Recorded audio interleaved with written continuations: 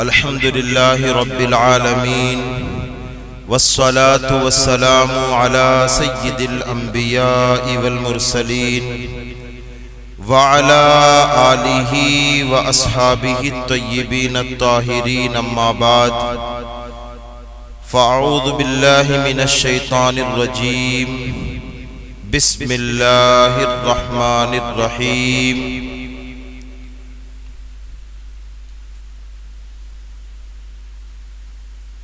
اهدنا الصراط المستقیم آمنت باللہ صدق اللہ العظیم۔ پڑھئے الصلاۃ والسلام علیک یا رسول اللہ، الصلاۃ والسلام علیک یا حبیب اللہ، وعلی آلک واصحابک یا نور اللہ صلی اللہ تعالی علیہ وسلم۔ میرے پیارے آقا صلی اللہ تعالی علیہ وسلم کے پیارے دیوانوں، تقریباً دنیا کے ہر اس حصے میں جہاں پر مسلمان آباد ہیں، وہ سب محرم کے اس پاکیزہ اور بابرکت مہینے میں سید الشہداء امام حسین رضی اللہ تعالیٰ عنہ کی یاد منا رہے ہیں، اور اللہ تبارک و تعالیٰ کا کروڑا کروڑ احسان ہے کہ ہم اور آپ بھی الحمدللہ دو چار دنوں سے یہ سلسلے میں شامل ہیں کہ کئی ایک پروگرامات میں ہم اور آپ شامل ہو کر امام حسین رضی اللہ تعالیٰ عنہ کے دربار میں خراج عقیدت پیش کر رہے ہیں۔ اللہ تبارک و تعالی میرا اور آپ سب کا اور ہم سب کے والدین کا حشر امام حسین کے ساتھ فرمائے،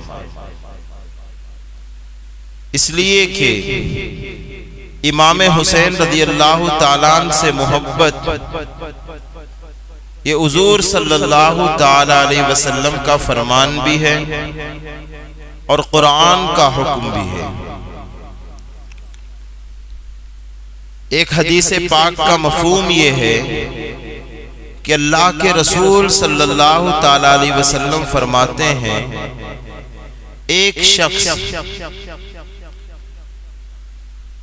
روزے کی حالت میں مقام ابراہیم اور حجر اسود کے درمیان، حجر اسود اور مقام ابراہیم کے بیچ میں کھڑا اور نماز پڑھ رہا ہے، روزے کی حالت میں ہے۔ آپ سوچیں اگر یہاں کوئی بندہ نماز پڑھتے پڑھتے انتقال کر جائے تو آپ اسے کیا کہیں گے؟ اگر ہمارے مرکز میں کوئی آیا، نماز پڑھ رہا تھا، حالت سجدے میں اس کا انتقال ہو گیا، ہم اس کی تعریف کریں گے نہیں کریں گے؟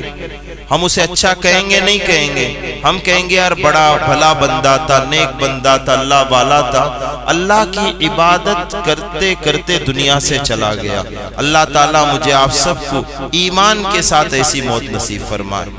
حضور علیہ الصلوۃ والتسلیم کا فرمان ہے کہ ایک بندہ حالت روزہ میں، روزے کی حالت میں ہے اور حجر اسود اور مقام ابراہیم کے درمیان نماز پڑھتے پڑھتے مر گیا اور اس کے دل میں حضور کے اہل بیت کے لیے نفرت ہے تو وہ ضرور جہنم میں داخل ہوگا۔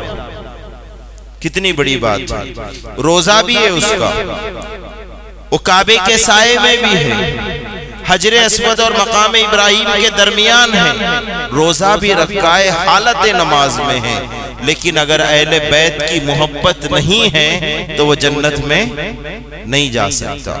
اور قرآن بھی جو کہہ رہا ہے نا، قُلْ لَا أَسْأَلُكُمْ عَلَيْهِ أَجْرًا إِلَّا الْمَوَدَّةَ فِي الْقُرْبَى۔ حضور صلی اللہ تعالی علیہ وسلم کے درمیان جب صحابہ کرام کچھ مال لے کر آتے تھے کہ کئی دن ہو جاتے تھے، حضور صلی اللہ تعالی علیہ وسلم دعوت و تبلیغ میں لگے، دین کی خدمت میں ہیں، حضور علیہ الصلوۃ والتسلیم کے گھر چولہا نہیں جلتا، تو صحابہ کرام نے آپس میں مشورہ کیا کہ ہم کچھ مال جمع کر کے حضور علیہ الصلوۃ والتسلیم کو پیش کرتے ہیں۔ تو صحابہ نے مال جمع کیا اور لائے حضور علیہ السلام کو دینے کے لیے، تو جبریل امین حاضر ہوئے اور قرآن کی آیت لے کر آئے، جس کا جو آیت یہ قُلْ لَا أَسْأَلُكُمْ عَلَيْهِ أَجْرًا إِلَّا الْمَوَدَّةَ فِي الْقُرْبَى کہ اے محبوب آپ اپنے صحابہ سے کہہ دیجئے میں دین کے بدلے میں، دین کی خدمت کے بدلے تم سے کوئی اجرت طلب نہیں کرتا، تم سے کوئی مال طلب نہیں کرتا، لیکن میری قرابت داروں سے، میری اہل بیت سے تم محبت کرو۔ کس سے محبت کرو؟ اہل بیت سے تم محبت کرو، یہ قرآن کہہ رہا ہے۔ تو آپ بتائیں اہل بیت کی محبت یہ قرآن کا حکم ہے، اہل بیت سے محبت یہ رسول اللہ صلی اللہ علیہ وسلم کا فرمان ہے۔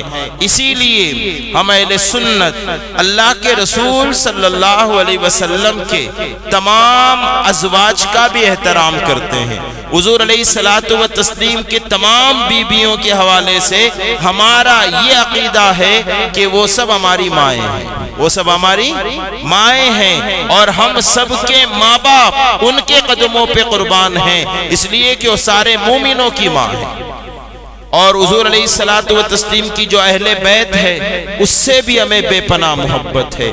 لیکن میرے پیارے آقا علیہ السلام کے پیارے دیوانوں، اہل بیت میں بھی جو سب سے زیادہ جن کا ذکر ہوتا ہے وہ حضرت امام حسین رضی اللہ تعالیٰ۔ اگر اس کی تفصیل بیان کی جائے، داستان خیر و شر جو ہے، اگر یہ حضرت آدم علیہ السلام سے بیان ہو اور کربلا تک پہنچے، یہ لمبی داستان ہے۔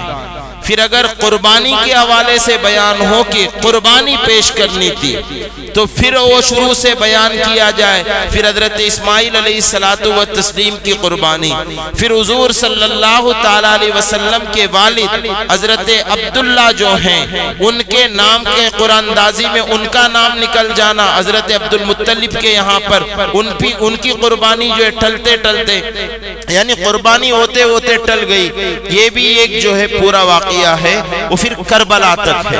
لیکن ہر چیز سننا یہ ہمارے لیے ضروری ہے، لیکن اس سے بھی زیادہ ضروری یہ ہے کہ یہ سارے واقعات کیوں پیش آئے، اور واقعات پیش آنے میں جو انہوں نے قربانیاں پیش کی اس کی وجہ کیا ہے۔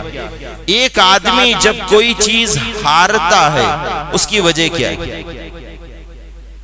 جیتنے والا اگر ہار جائے تو اس کی کچھ تو وجہ ہوگی۔ یعنی ایک بندہ جو بہت اچھا کھلاڑی ہے، جس کے کھیل کے ہنر کے سارے لوگ جو ہے اعتراف کرتے ہیں، اگر کبھی وہ ہار جائے اور لوگوں کو لگے کہ جان بوجھ کے ہار رہا ہے، تو آپ بتائیے اس کے پیچھے کوئی نہ کوئی وجہ ہوگی، اس کے پیچھے کوئی نہ کوئی وجہ ہوگی۔ جیسے میں آپ کو بتاؤں، ایک واقعہ یاد آتا ہے اسی ضمن میں، اہل بیت کا بھی اس میں ذکر ہے، اور ہار کے بعد جو جیت ہے وہ بھی آپ سنیں۔ ایک بادشاہ تھا، اس پہلے جو بادشاہ ہوا کرتے تھے ان کے کئی ایک معتمد لوگ ہوا کرتے تھے، جن میں سے سب سے پہلے ان کا ایک مشیر خاص ہوتا تھا جو بادشاہ کو مشورہ دیتا تھا۔ بادشاہ کا اپنا ایک طبیب ہوا کرتا تھا جسے ہم ڈاکٹر کہتے ہیں، اور بادشاہ کے معاملات کو دیکھنے والا، جیسے آج ایڈوکیٹ وکیل ہوتا ہے، اس طریقے کا ایک آدمی رہا کرتا تھا۔ اسی طریقے سے ہر بادشاہ کے سلطنت کی عزت ایک پہلوان سے ہوا کرتی تھی، اس لیے کہ وہ دور جو ہے مقابلوں کا دور تھا، پہلوانی کا دور تھا، تو بادشاہ اپنے پہلوان بھی رکھا کرتے تھے۔ تو اسی طریقے سے ایک بادشاہ تھا جن کا ایک پہلوان تھا، اور اس پہلوان کا نام جنید تھا۔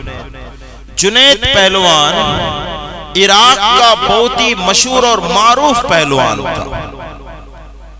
آج پہلوانوں کا دور نہیں ہے، آج کس کا دور ہے؟ بھائی لوگوں کا دور ہے۔ اب حالانکہ پہلے گنڈے کہتے تھے، موالی کہتے تھے، لیکن آج ان لوگوں کو تھوڑی عزت مل گئی اور لوگ ان کو کیا کہنے لگے؟ یہ فلاں علاقے کا بھائی ہے۔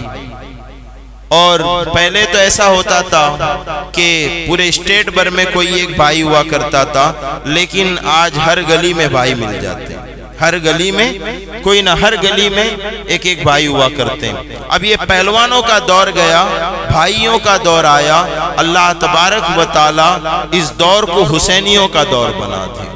ہر کوئی حسینی ہو کر جیے، حسینی ہو کر دنیا سے رخصت ہو۔ جنید نام کا جو پہلوان تھا، بڑا مشہور تھا، یہ واقعہ سنیں۔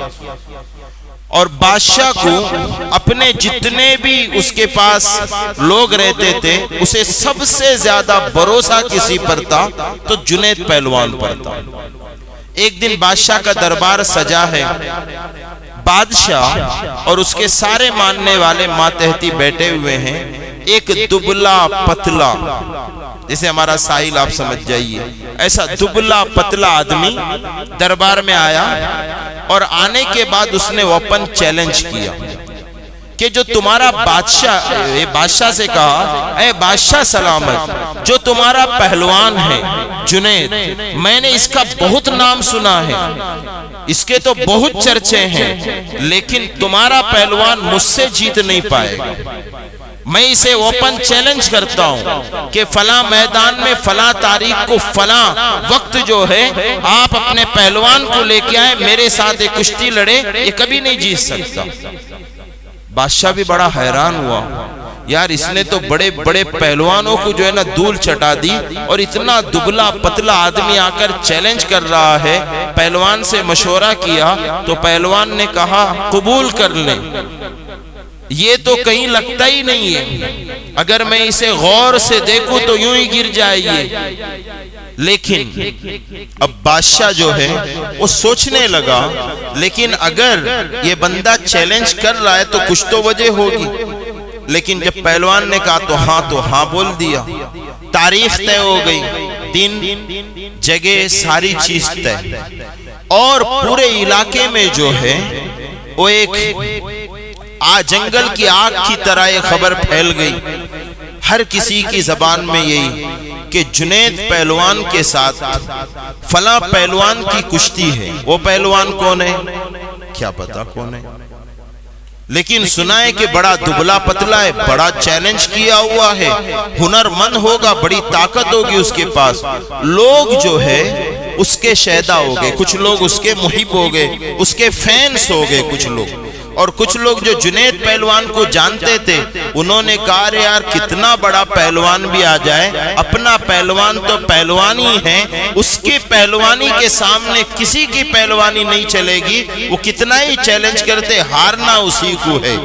تو اس کے مداح اور محبین کہتے تھے ایسا نہیں ہو سکتا، آپ نے دیکھنا کہ جو آئے گا اس کا کمال رہے گا، تم وہ صرف میدان جنگ میں۔ لیکن لوگ جانتے نہیں تھے، یوں ہی مداح جب فین ہو جاتا ہے نا، کچھ لوگ فین کا کام گھومتے ہی رہنا ہے، تو وہ بس اس کی محبت میں گھوم رہے ہیں، بتا ہی رہے ہیں۔ آخر چونکہ میں اسے شارٹ کرتا ہوں، تو جس میدان میں جنگ طے تھی اس میدان کے آس پاس لوگ جمع ہو گئے، اور اس زمانے میں جنگ جو پہلوانی جو کشتی ہوتی تھی اس کی وجہ کیا ہے، جیسے میں اور سید صاحب کشتی کی، میں ہار گیا یہ جیت گئے، تو سارے لوگ انہیں نذرانے دیتے تھے، کیا دیں گے؟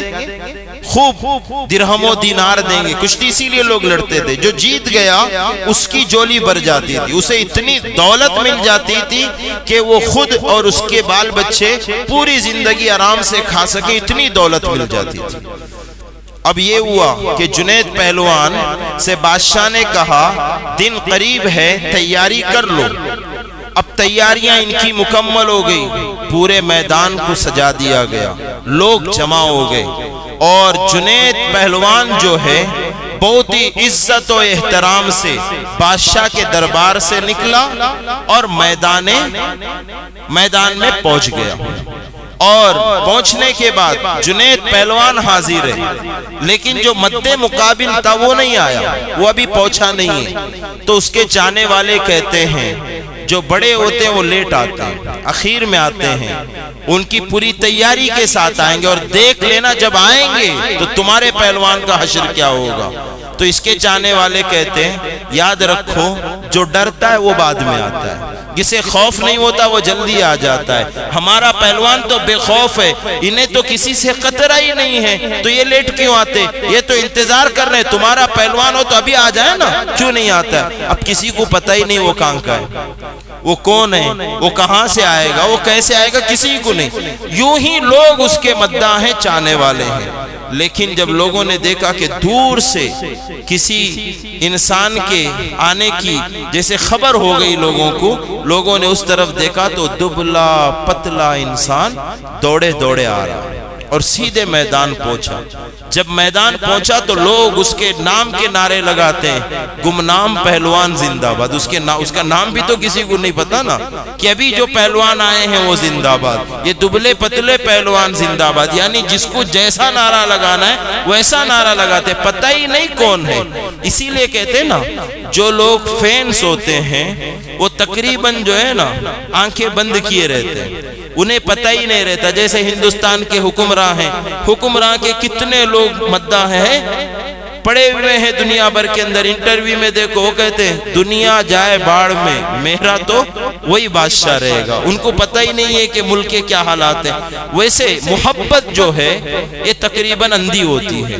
تو اب یہ جو پہلوان آیا تھا اس کے بھی چاہنے والے خوب اس کی تعریف، اور جو جنید پہلوان ہے اس کے چاہنے والے نعرے لگا رہے ہیں۔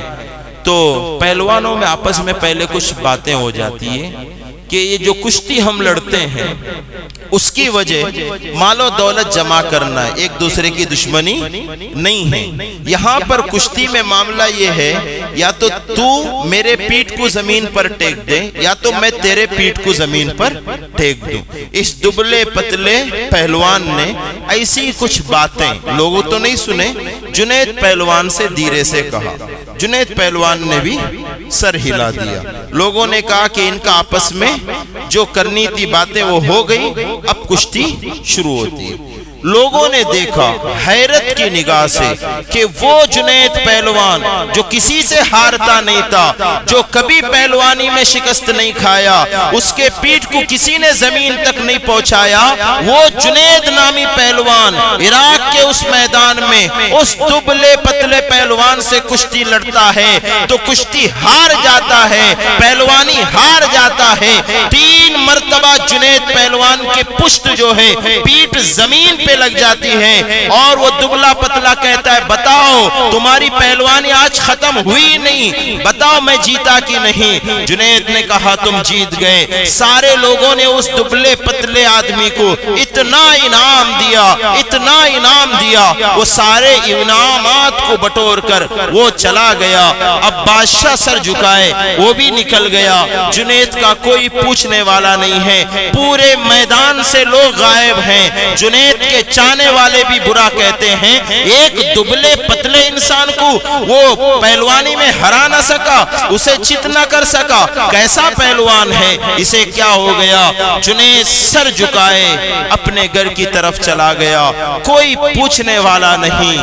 اور جنید پہلوان جا کر رات اپنے گھر میں سویا تو خواب میں حضور تشریف لیا، حضور علیہ السلام تشریف لائے اور حضور صلی اللہ علیہ وسلم نے فرمایا اے جنید آج تو نے میرے نواسے کے ساتھ جو معاملہ کیا، یعنی وہ دبلا پتلا کوئی ایسا ویسا پہلوان نہیں تھا، وہ حضور کی آل سے تھا، وہ ایک سید زادہ تھا۔ اور اس نے جنید کے کان میں جو کہا تھا یہ کہا تھا اے جنید تو بہت بڑا پہلوان ہے، میں بہت کمزور ہوں، اگر تو ایک ہاتھ مجھے لگا دے میں ابھی زمین پہ گر جاؤں گا، لیکن یاد رکھنا میں سید زادہ ہوں، آل رسول ہوں، نبی کا خون میرے بدن میں ہے، میں علی کے شہزادوں کا شہزادہ ہوں، لیکن میری مجبوری یہ ہے میں لوگوں سے زکوٰۃ نہیں مانگ سکتا، میں صدقہ و خیرات نہیں مانگ سکتا، مجھے اپنے گھر کو چلانا ہے، بیوی بچے بھوکے ہیں، کئی دن سے بھوکے ہیں، آگے اور زندگی ہے، مجھے کچھ مال کی ضرورت ہے، آج پہلوانی میں تو ہار جا، لوگ جو مجھے انعام دیں گے وہ جائز ہو جائے گا، کل قیامت کے دن میرے نانا سے کہہ کے میں تیری شفاعت کراؤں گا۔ جنید پہلوان نے قیامت کے دن کی شفاعت کے لیے اس دن کی ہار کو تسلیم کیا، اور ابھی قیامت نہیں آئی، ایک دن نہیں گزرا، رات میں حضور تشریف لاتے ہیں اور کہتے ہیں جنید قیامت کو تو ابھی کافی دن باقی ہیں، اور ہمارے خاندان کی ریت اور رواج یہ ہے ہم جو ہے وہ ادار نہیں رکھا کرتے، ادا کر دیتے ہیں۔ سن لے، کل تک تو پہلوانوں کا سردار تھا، آج سے عراق کے ولیوں کا سردار ہے، تیرے سر پہ ولایت کی تاج رکھی جائے گی، ولیوں کا سردار ہے۔ جب سیدنا جنید بغدادی رضی اللہ تعالیٰ عنہ فجر کی نماز کے لیے اٹھتے ہیں، بغداد کے سارے اولیاء ان کے گھر کے باہر انتظار کر رہے ہیں۔ حضور علیہ السلام نے یہ انعام عطا کیا۔ اب آپ بتائیے ہارنے کی وجہ تھی نا، میں شروعات میں جو کہا ہارتا کب کوئی کیوں ہے، اس کی وجہ کیا، کیوں ہار گیا، یوں ہی نہیں ہار جاتا۔ تو امام حسین رضی اللہ تعالیٰ حضرت علی مرتضی کون ہیں؟ حضرت امام حسین کے جو والد ہیں ان کے والد کی شان کیا ہے آپ کو پتا ہے؟ آپ جنگ خیبر پڑھیے، جنگ خیبر کو آپ پڑھیں گے آپ کو پتا چلے گا جو خیبر کا دروازہ تھا، پورا شہر قلعہ نما ہے، بند ہے، اس کا ایک دروازہ ہے، اور حضرت علی رضی اللہ تعالیٰ بیمار ہیں۔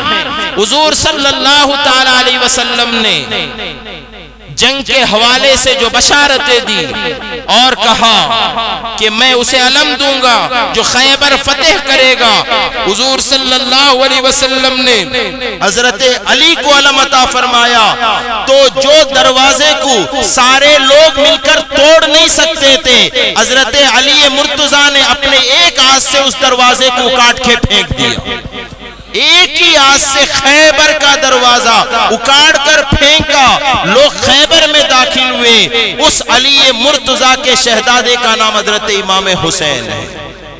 حضرت امام حسین کسی معمولی باپ کے بیٹے نہیں ہیں، وہ نواز رسول کے ہیں، وہ علی مرتضیٰ کے بیٹے ہیں۔ حضرت امام حسین کے اندر وہ جاؤ جلال بھی تھا اور وہ طاقت تھی کہ حضرت امام حسین چاہتے تو کربلا کے میدان میں صرف ہاتھ اٹھا کر بددعا کر دیتے تو 22,000 یزیدی ختم ہو جاتے تھے۔ جب امام حسین کے شہزادے لوگ کرامتیں دکھا سکتے ہیں تو کیا امام حسین نہیں دکھا سکتے تھے؟ لوگ کہتے ہیں نا فرات، نہر فرات، امام حسین پہ پانی بند کر دیا گیا، امام حسین پہ پانی بند کر دیا گیا، اور کبھی یہ لوگ یہ نہ سوچے امام حسین پہ پانی بند کر دیا گیا تھا تو امام حسین مجبور تھے، انہیں پانی نہیں مل سکتا تھا۔ امام حسین کے شہزادے غریب نواز نے اجمیر میں بتا دیا میرے نانا حسین کربلا کے میدان میں مجبور نہیں تھے، تم دیکھو میں ان کا نواسا ہوں، وہ اگر چاہتے تو نہر فرات کو قدموں میں بلا سکتے تھے، میں غریب نواز معین الدین انا ساگر کو کوزے میں جمع کر سکتا ہوں۔ پورا انا ساگر غریب نواز کے کہنے پر جب انا ساگر کوزے میں جمع ہو گیا تو کیا امام حسین یہ کرامت کربلا میں نہیں بتا سکتے تھے؟ وہاں پر کرامت بتانے کی جگہ نہیں تھی، کرامت وہیں دکھائی جاتی ہے جہاں کرامت دکھانی ہوتی ہے۔ اب وہاں کرامت نہیں دکھانی تھی، وہاں کیا کرنا تھا؟ آنے والی امت کو بتانا تھا اے میرے نانا کے امتیوں، 6 مہینے کا علی اصغر ہے، میں اس کی قربانی پیش کروں گا۔ 18 سال کا علی اکبر ہے، یہ بھی جنگ میں شہید ہو جائے گا، اور بھتیجا قاسم ہے، یہ بھی جنگ میں شہید ہو جائیں گے، اونو محمد بانجے ہیں، یہ بھی جنگ میں شہید ہو جائیں گے، میں نبی کا نواسا میں بھی شہید ہو جاؤں گا۔ خون سے سب کو نہانا ہے، ہم سب خون سے نہائیں گے۔ اے حسین ابن علی، جیتنے والے بظاہر کربلا میں ہار کیوں جاتے؟ ایسی کون سی چیز پیش آئی کربلا میں کہ امام حسین رضی اللہ تعالیٰ نے اپنی جان کی قربانی پیش کر دی۔ اے مسلمانوں، آج کا ہمارا ٹاپک ہے امام حسین کا قرآن سے تعلق۔ امام حسین کے دربار سے جواب ملے گا، اے میرے نانا کے امتیوں، کربلا کے حالات کو تم دیکھ رہے ہو، میری نگاہوں کے سامنے قرآن ہے، میں قرآن کو دیکھ رہا ہوں، قرآن کے فرمان کو دیکھ رہا ہوں، قرآن کی آیتوں کو دیکھ رہا ہوں، قرآن کی ایک ایک آیت مجھ حسین سے کہتی ہے، اے حسین تم نے مجھے پڑھا ہے، تم نے مجھے سمجھا ہے، تمہارے گھر پہ اللہ نے اس قرآن کو نازل کیا ہے۔ قرآن کی آیتوں نے بتایا کہ اگر اللہ کی خاطر، اللہ کے دین کی خاطر، اللہ کے شریعت کو بچانے کی خاطر اگر آج میں اپنے جان کی قربانی پیش کر دوں گا، وَلَا تَقُولُوا لِمَنْ يُقْتَلُ فِي سَبِيلِ اللَّهِ أَمْوَاتٌ بَلْ أَحْيَاءٌ وَلَكِنْ لَا تَشْعُرُونَ۔ اے حسین تمہیں نہیں پتا، اللہ کا کلام کہتا ہے جو اللہ کی راہ میں مارے جاتے ہیں وہ مردہ نہیں ہے، وہ زندہ ہے، وہ مردہ نہیں ہے، وہ زندہ ہے۔ اے حسین تم زندہ ہی رہو گے، قیامت تک تم زندہ رہو گے۔ اور آج امام حسین صرف ہماری محفلوں میں نہیں، اپنی قبر انور میں زندہ ہے۔ امام حسین زندہ ہیں، امام حسین زندہ ہیں، یہ قرآن کا فرمان ہے، یہ قرآن کا اعلان ہے، یہ حدیث کا اعلان ہے۔ تو امام حسین نے قرآن مقدس کو بہت قریب سے پڑھا، اور امام حسین کا قرآن سے جو تعلق اور محبت ہے، آپ دیکھیں، ادھر توجہ دیں۔ اگر آپ کو پتا ہو کہ کل دشمنوں کے ساتھ ہماری جنگ ہے، کل صبح ہماری دشمنوں کے ساتھ جنگ ہے، تو آج رات ہم کیا کریں گے؟ آج رات ہم کیا کریں گے؟ تیاری کریں گے، پلاننگ کریں گے۔ جیسے اگر آپ کوئی کھیل کود سے آپ کا تعلق ہے، مجھے تو امید ہے کہ آپ لوگ کھیلتے نہیں ہوں گے، اس لیے کہ حسینی کھیلنے والوں کا نام نہیں ہے، حسینی امام حسین کی نقش قدم پہ چلنے والوں کا نام ہے۔ بہت سارے لوگ جو ہے یہاں تک کپڑا پہن کر آدھے سے زیادہ بدن دکھا کر کھیلتے، آپ لوگ نہیں کھیلتے ہوں گے، اللہ تعالیٰ آپ لوگوں کو ایسی سلامت رکھے۔ آپ حسینی ہیں، مجھے پورا یقین ہے کہ آپ کا عمل سب سے زیادہ حسینیوں والا عمل ہوگا۔ کل صبح جنگ ہے تو آدمی تیاری کرتا ہے، کھیل ہے تو تیاری کرتا ہے، کس طریقے سے ہمیں ترتیب دینی ہے۔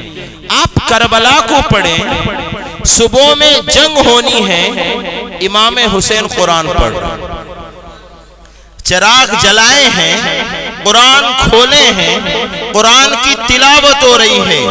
امام حسین تینوں رات قرآن پڑھتے ہیں، پوری رات قرآن کی تلاوت کرتے ہیں۔ کیا وجہ ہے کہ قرآن کی تلاوت ہو رہی ہے؟ امام حسین رضی اللہ تعالیٰ قرآن کی تلاوت۔ اے مسلمانوں، امام حسین کے چاہنے والوں، میں آپ سے پوچھنا چاہتا ہوں، آپ کا تعلق بالقرآن کتنا مضبوط ہے؟ آپ قرآن سے کتنی محبت کرتے ہو؟ آپ قرآن کتنا پڑھتے ہو؟ آپ قرآن کتنا سمجھتے ہو؟ حیرت ہوتی ہے، اے اللہ کے بندو، حیرت ہوتی ہے۔ دنیا بھر کے فٹ بال کے کھلاڑیوں کے نام ہمیں پتا ہے، دنیا بھر کے کرکٹ کے کھلاڑیوں کے نام ہمیں پتا ہے، اس کے سارے قوانین پتا ہیں کہ اگر کرکٹ کھیلتے وقت پیر پہ گیند لگ جائے تو حکم کیا لگے گا، فٹ بال کھیلتے وقت ہاتھ پہ گیند لگ جائے تو کیا حکم ہے۔ یہ کھیل کے قوانین کیا ہمیں معلوم نہیں ہے؟ کیا قرآن کے احکام بھی اسی طریقے سے ہمیں پتا ہے؟ قرآن کے احکام بھی ہمیں اسی طریقے سے معلوم ہے؟ میرے پیارے آقا علیہ السلام کے پیارے دیوانوں، ہم بندے کس کے ہیں؟ ہم امتی کس کے ہیں؟ ہم چاہنے والے کس کے ہیں؟ ہمارے ٹی شرٹ میں دنیا والوں کے نام، ہمارے بائک میں دنیا والوں کے نام، ہمارے فون کے اسٹیٹس اور ڈی پی میں دنیا داروں کی تصویریں اور انہی کا نام۔ کھیل کود سے اتنی محبت، اتنی چاہت۔ اے اللہ کے بندوں، تھوڑی دیر کے لیے سوچو، کیا امام حسین کے بچوں کو دنیا میں کھیلنے کا حق نہیں تھا؟ کیا وہ بچے نہیں کھیل سکتے تھے؟ 6 مہینے کا بچہ کتنا بڑا ہوتا ہے؟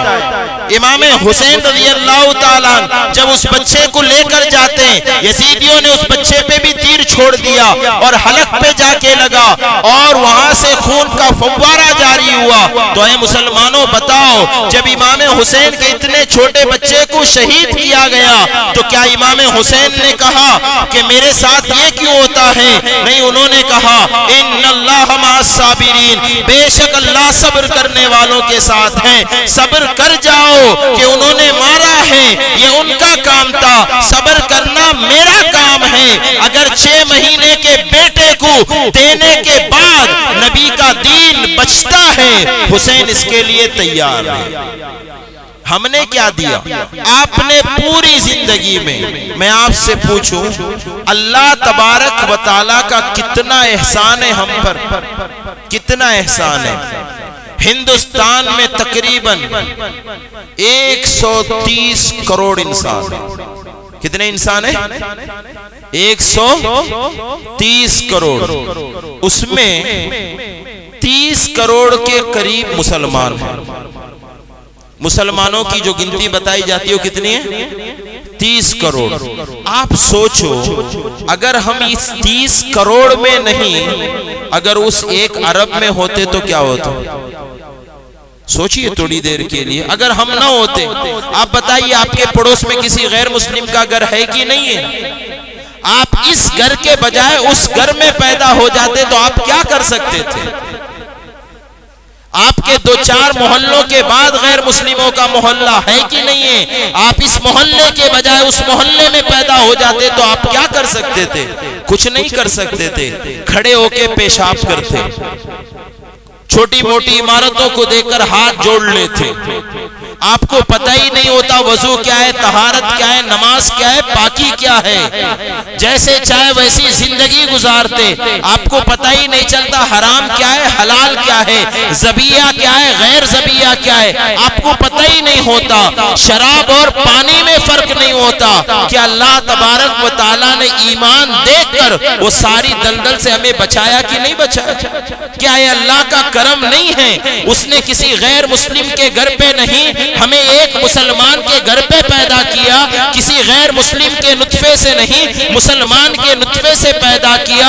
کم از کم ہماری زندگی میں ہمیں یہ تو پتا چلا کہ استنجا بیٹھ کے کرنا چاہیے، کھانا بیٹھ کر کھانا چاہیے، حرام ہے حلال ہے، شراب ہے پانی ہے، یہ ساری چیزوں کا پتہ اسلام کی وجہ سے ہی تو اللہ نے عطا فرمایا۔ یہ ساری نعمتیں جب اللہ نے آپ کو عطا کی ہے تو آپ نے اس کے بدلے اسلام کو کیا دیا؟ آج پورا دن آپ دیکھ لیں، پورا دن ہم نے گزار دیا، کیا دیا اسلام کو ہم نے؟ آج کے ایک دن میں کتنا وقت دیا؟ دین کے لیے کتنا وقت نکالے؟ آج میرا ایک جگہ جانا ہوا صبح میں، کئی ایک لوگوں کو میں نے وہاں پر کھیلتے کودتے دیکھا۔ مجھے وہاں پر ایک ایسا، صبح کی بات ہے، ابھی کی بات نہیں، شام کی بات نہیں کر رہا ہوں، شام کے کئی ایک لوگ یہاں پر حاضر ہیں، صبح کی بات کرتا ہوں۔ کئی ایک لوگوں کو میں نے دیکھا، افسوس نہیں ہوا، میں نے ایک حسینی کہنے والے کو بھی وہاں پر دیکھا، مجھے بہت افسوس ہوا کہ یار محرم کا مہینہ، ہمیں تھوڑی بھی قدر نہیں اس مہینے کی، جس مہینے میں میدان میں امام حسین پہ تلواروں کے وار ہو رہے تھے، آج ان کا چاہنے والا بیٹ اور گیند لے کر میدان میں جا رہا ہے، گیند کے پیچھے دوڑ رہا ہے، بیٹ کے پیچھے دوڑ رہا ہے۔ یہ زندگی ہے ہماری؟ مجھے آپ بتائیے، یہ کھیل کود، یہ وقت کی بربادی آپ کو کل کیا دے گا؟ آج آپ نے جو صبح میں کھیلا یا شام میں کھیلا، یہ آپ کو کل کیا دینے والا ہے؟ ابھی آپ یہاں پر بیٹھے ہوئے ہو، اچھا اس کا بدلہ آپ کو کل ملے گا کہ نہیں ملے گا؟ بولیے ملے گا کہ نہیں ملے گا؟ ملے گا، لیکن آج آپ نے جو کھیل میں وقت گزارا اس کا بدلہ آپ کو کل کیا ہے؟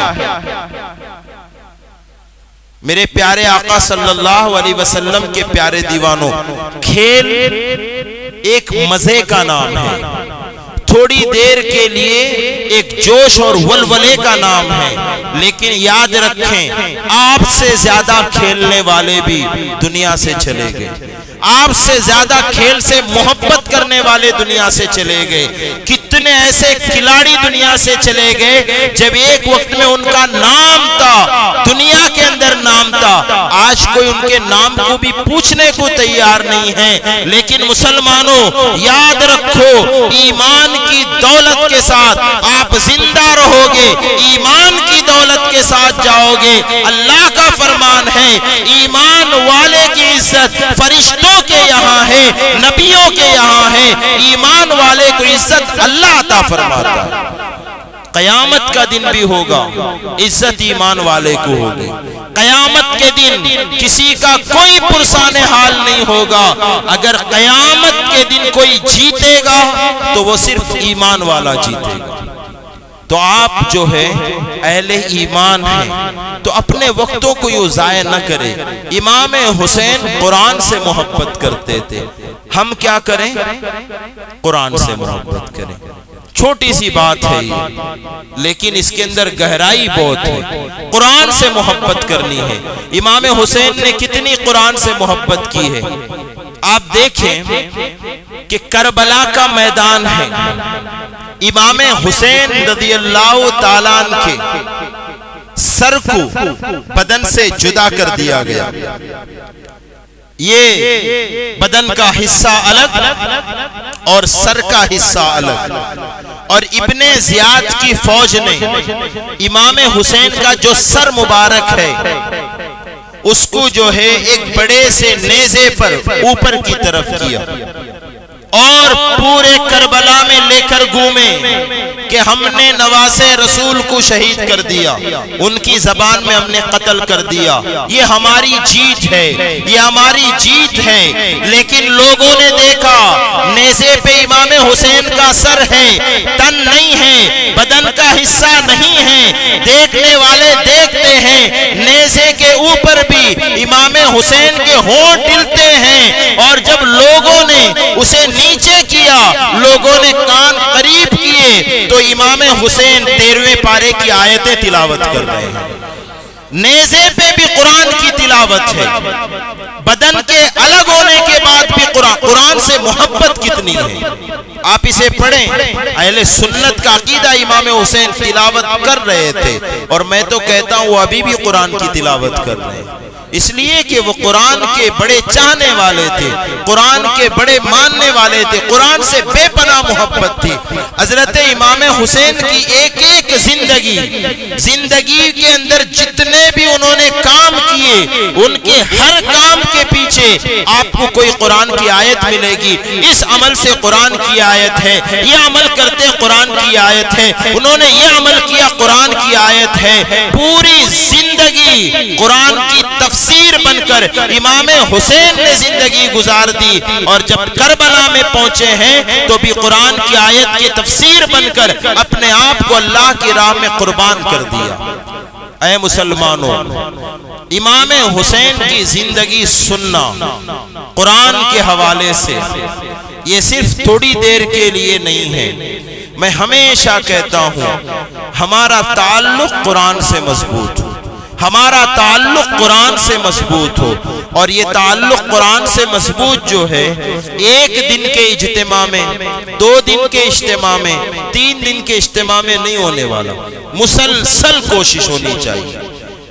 اگر آپ تقریباً 1 سال محنت کیے اور اپنا قیمتی وقت آپ نے یہ مرکز کی عمارت کی بنیادی جو ہے وہ بامقصد ہے، بامقصد بنیاد اس کی سے کسی مقصد کے تحت بنایا گیا۔ یہ عمارت اسی لیے نہیں ہے کہ صرف دیکھنے میں خوبصورت لگ جائے، یہ عمارت اس لیے ہے کہ اس میں رسول اللہ کے امتی آئیں اور پڑھیں، سیکھیں، اسے سمجھیں۔ کئی ایک موقعوں پر جو ہے محنت کی گئی اور مسلسل محنت شروع بھی ہے، لیکن ہوتے کیا ہیں، حالات اور وقت ہمیشہ یکساں نہیں ہوا کرتا، کبھی حالات بدل جاتے ہیں، حالات میں تبدیلی آپ دیکھیں. بہت پہلے ہمارے سفیر بھائی کو یاد ہوگا کہ ہم لوگوں نے اوپر اما پارا شروع کیے تھے. بس 1 مہینہ بھی نہیں ہوا تھا کہ رات کے ٹائم کرفیو لگ گیا. 2 لوگ سے زیادہ ساتھ میں نہیں دکھ سکتے, اس کی وجہ سے وہ بند ہوا. پھر اس کے بعد ہر اتوار کو جوانوں کے لیے روحانی کلاس شروع کیے. اس میں یہاں پر بھی بیٹھنے والوں میں کئی ایک نوجوان جو ہے وہ آیا کرتے تھے, لیکن وہی ہوتا ہے کہ پھر کوئی نہ کوئی مسئلہ ہوتا ہے جس کی وجہ سے پھر آدمی کے پاس وقت نہیں ہوتا. اور دوسری جو سب سے بڑی وجہ یہ ہے کہ ہم جتنے لوگ بیٹھے ہیں نا, میں اور آپ سب, ہمارے یہاں پر میں آپ سے ایک سوال کروں, اگر ہمارے یہاں مدرسہ اور اسکول 2 کا ایگزام آئے تو زیادہ امپورٹنٹ ہم کس ایگزام کو دیتے ہیں؟ بولیے. اگر مہاراشٹر میں بیان کریں نا اردو میں, لوگ جواب نہیں دیتے ہیں تو سمجھ میں آتا کہ کیوں نہیں جواب دے رہے ہیں, لیکن آپ لوگ نہیں جواب دے رہے ہیں تو یہ کہہ سکتے ہیں کہ کیرلا والے اردو نہیں جانتے. ایسا تو نہیں ہے نا. دیکھو گاؤں کا بات میں بھی ہمیں بیان کرے جا, لیکن یوٹیوب میں جاتے بول کو چورا برداشت کرنے کا نہیں تو گاؤنٹی باشے میں چی بولے جا. ہم نے بیان کرنا مقصد نہ میں تمہیں سمجھنا زیادہ ضروری کیا ہے, بولنا جو ہے نا وہ زیادہ ضروری نہیں. زیادہ ضروری کیا ہے, آدمی سمجھے تو بس. وہ کون سا لینگویج بھی ہوں گا, ہمارا بات میں سمجھنے گا تو ہمیں ہفتہ وار اجتماع ہمارا جی بات میں کرے جا. خطبہ ایک عربی میں پڑھ کو درود شریف پڑھو ہمارا بات میں, لیکن بات سمجھنا. اسکول کا ایگزام بھی مدرسے کا ایگزام ساتھ میں آیا تو ہم کسے زیادہ اہمیت دیتے ہیں؟ کیوں ایسا؟ سب سے پہلے جو ہے نا ہم اہمیت وہاں ختم کی. پھر ہم یہ نہیں کہہ سکتے یار فلاں مدرسے والے, فلاں حضرت, فلاں لوگ ہمارے پیچھے محنت نہیں کیے. سب سے پہلے اس کی اہمیت ہم نے گھٹایا ہے, ماحول نے اس کو ختم کیا. اب آپ بتائیے, آپ کے فیملی میں ایک شادی ہونے والی ہے, غور سے سنیے گا, اور شادی کی ڈیٹ رکھنے سے پہلے اسکول کا ایگزام کا وقت بھی رہتا ہے, مدرسے کا ایگزام کا وقت. جب بیٹھک میں بات ہوتی ہے تو کس ایگزام کی بات ہوتی ہے؟ وہ ٹائم میں شادی نہیں رکھنا, کیوں؟ اسکول کا ایگزام ہے. اگر بچہ دھیرے سے کہہ بھی دینا اندر نہیں میرا مدرسے کا ایگزام, وہ کیا بھی ہوتا نہیں, یعنی وہ بہت بڑی بات نہیں ہے, وہ کوئی بہت بڑا ایشو نہیں ہے. مدرسے کا ایگزام اگر ہے تو کوئی بہت بڑا مسئلہ نہیں ہے. ہم نے اہمیت جو ہے وہ اسکول کی طرف زیادہ دی, مدرسے کی طرف دھیان ہم نے. اور خصوصیت کے ساتھ ہم حنفیوں نے, شافعیوں کے یہاں سلیبس ہے, ان کے پاس ایک انداز ہے, ان کے پاس ایک پلاننگ ہے. تو میں کہتا ہوں, اور حیرت ہوتی ہے, ابھی 2-4 دن سے میں بھی جو ہے نا کچھ بچوں کو لے کر پڑھانے شروع کیا ہوں اپنے گھر پہ ہی. تو بچے جب آئے تو میں نے کیا کیا, کہا قرآن مت لاؤ. کیا مت لاؤ؟ غور سے سنیے گا. آپ اس کو جو ہے نا پریکٹیکل اپنے گھر پہ کر کے دیکھیے, اب آپ کو سمجھ میں آئے گا. آپ کے بچے بھی کہیں نہ کہیں پڑھتے ہوں گے نا.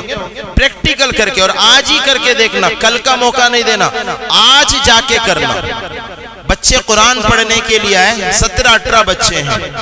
میں نے پوچھا تم کیا پڑھتے ہو؟ ایک کا ایسرنل ختم ہو گیا, ایک کا پانجوس ختم ہو گیا, ایک قرآن شروع کر رہا ہے, اور کئی ایک مدرسے میں پڑھے ہوئے بچے اس میں. میں نے کیا کہا, کل قرآن مت لانا, بک اور پینسل لے کے آنا. اور بچے لے کے آئے. میں نے سب کو ساتھ میں بٹھایا اور کہا الف سے لے کر یا تک لکھ کے دکھاؤ. الف سے لے کر, آپ مجھے بتاؤ انگلش میڈیم میں جو بچے پڑھتے ہیں, LKG UKG کا کون سا ایسا بچہ ہے جو A سے لے کے Z تک نہیں لکھ سکتا؟ ایسا کوئی بچہ ملے گا آپ کو؟ UKG کا بچہ, LKG کا سمجھو نہیں لکھ پائے گا, لیکن LKG کا نہیں لکھ پائے گا, لیکن UKG کا بچہ کم از کم A سے Z تک لکھ لے گا کہ نہیں لکھے گا؟ بولیے نا, لکھ لے گا. لیکن یہ 5 جوز ختم ہوا, الف سے یا تک اسے لکھنا ہی نہیں آتا, اسے پتہ ہی نہیں الف با تا سا یہ کیسے لکھا جاتا ہے, یہ کیسے لکھنا چاہیے, اسے بتایا ہی نہیں گیا. تو میرے پیارے آقا علیہ الصلوۃ و تسلیم کے پیارے دیوانوں, ہمارے مدارس کے حالات ایسے. ہمارے پاس کوئی پلاننگ نہیں ہے، بچوں کو جیسے چاہے ویسے پڑھایا جا رہا ہے۔ اور ہم میں بھی آپ سب لوگ آج اپنے گھر جائیے گا اور اپنے بچوں کو پینسل اور بک دے کر کہیے گا بیٹا یہ سے لے کے زیڈ تک لے، پہلے کچھ نہیں بولیے گا، آپ دیکھنا کیا خوشی ہوگا، بولے گا یار میرے والد بھی بڑے اچھے آدمی ہیں، یہ سے لے کے زیڈ تک یہ تو کون نہیں لکھ سکتا۔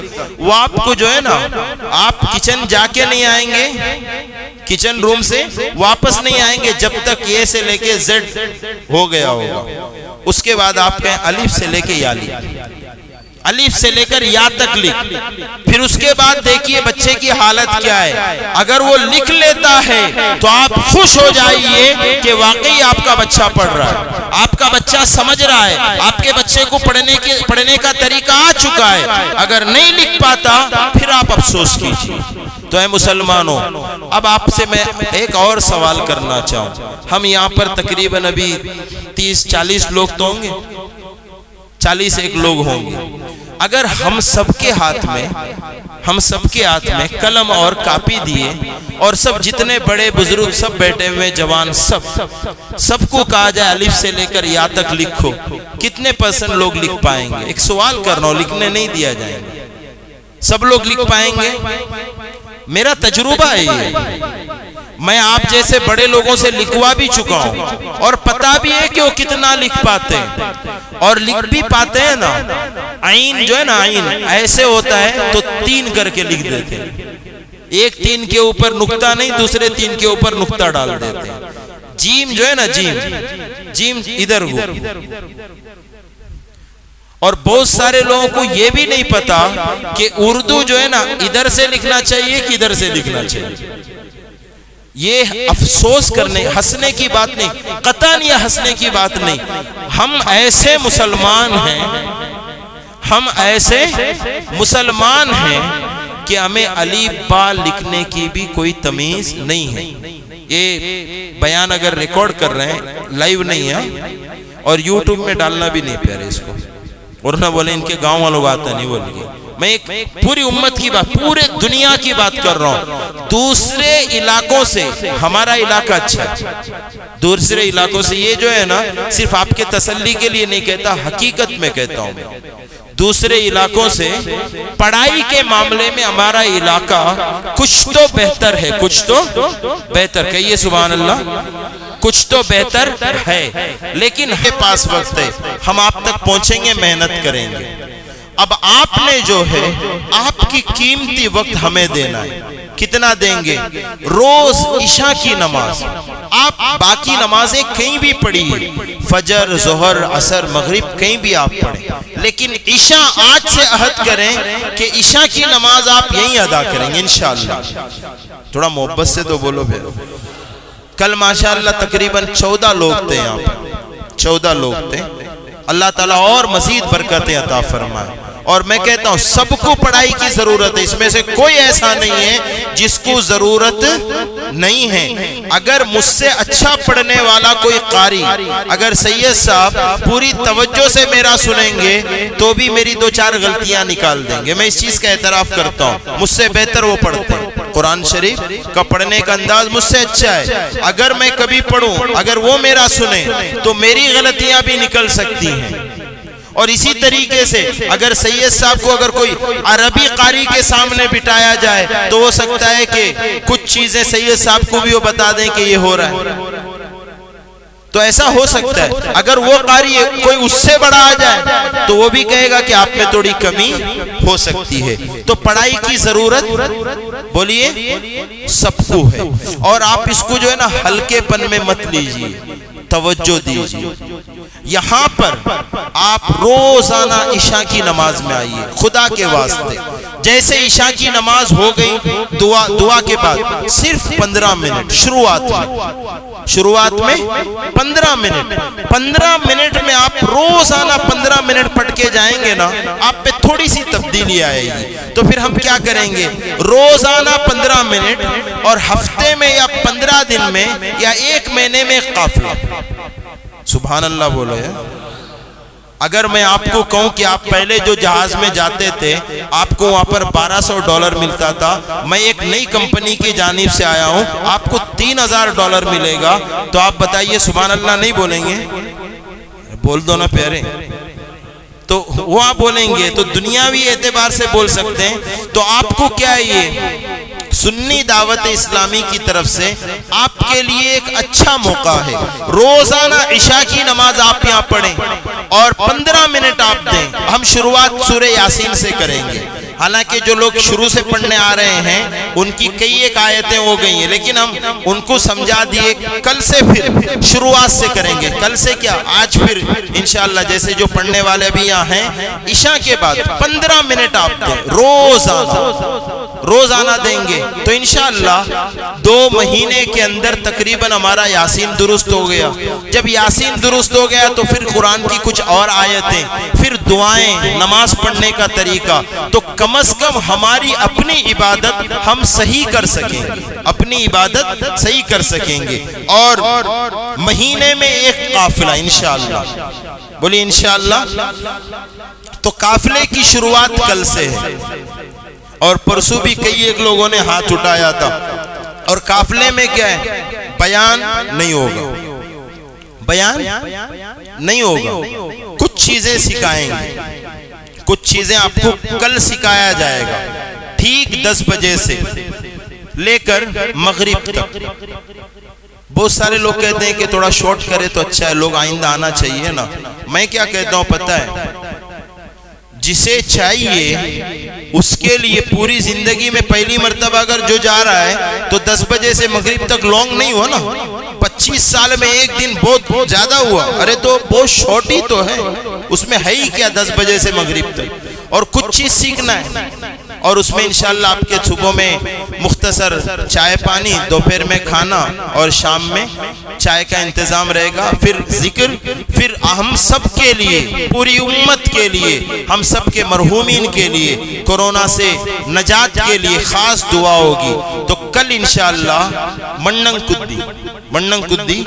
مننگ کدی سے مراد میدان نہیں ہے، آپ کئی کمبا سے بایا روٹ جائیں گے تو مسجد، شافعی مسجد کے بعد شافعی مدرسہ آتا ہے، شافعی مدرسے کے بعد آگے لکڑی کی ایک دکان ہے، وہاں سے ایک گلی ہے، اس گلی سے اگر آپ نیچے کی طرف جائیں گے تو تکے کن کہتے ہیں اس علاقے کو، مننگ کدی میں اندر تکے کن، وہاں پر سنی دعوت اسلامی کا ایک چھوٹا سا ادارہ ہے، مسجد ہے، مدرسہ ہے، مسجد ابراہیم خلیل اللہ علیہ السلام۔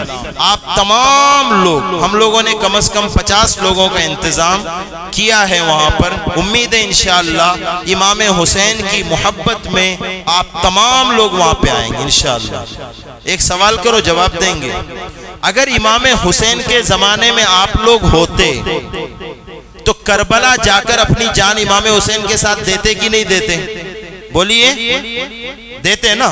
تو کل جان نہیں دینا ہے، کل کوئی جنگ کے میدان میں نہیں جانا ہے ہم کو، اور جان بھی نہیں دینا ہے، تھوڑا سا ٹائم دینا ہے۔ اور ہمارا حال کیا پتہ ہے، ہم جان دینے کو تیار ہیں، جان دینے کو۔ وہ ایک شاعر نے کہا تھا نا، نس نس میں ہے نبی نبی، نس نس میں ہے نبی نبی، نماز پڑھتے ہیں ہفتے میں کبھی کبھی، نس نس میں ہے نبی نبی، نماز پڑھتے ہیں ہفتے میں کبھی کبھی۔ ایسی زندگی نہیں ہونی چاہیے۔ تو مجھے امید ہے انشاءاللہ کل سب لوگ آئیں گے، تھوڑا ہاتھ اٹھائیں گے تو یقین ہو جائے گا کہ کل انتظام کرنا ہے، محبت سے اٹھا دیں انشاءاللہ۔ تکے کن مننگ کدی میں ایک دن انشاءاللہ آپ شام میں مجھ سے کہنا وہ آپ کا دن بیکار گیا کہ باکار گیا۔ بیکار یعنی فضول، باکار یعنی کام سے گیا، کام یعنی کچھ ملا کہ نہیں ملا۔ آئیں گے نا انشاءاللہ، چونکہ ابھی اذان کا وقت بھی ہے، مختصر ذکر، دعا، نماز عشاء کے بعد بیٹھیں انشاءاللہ۔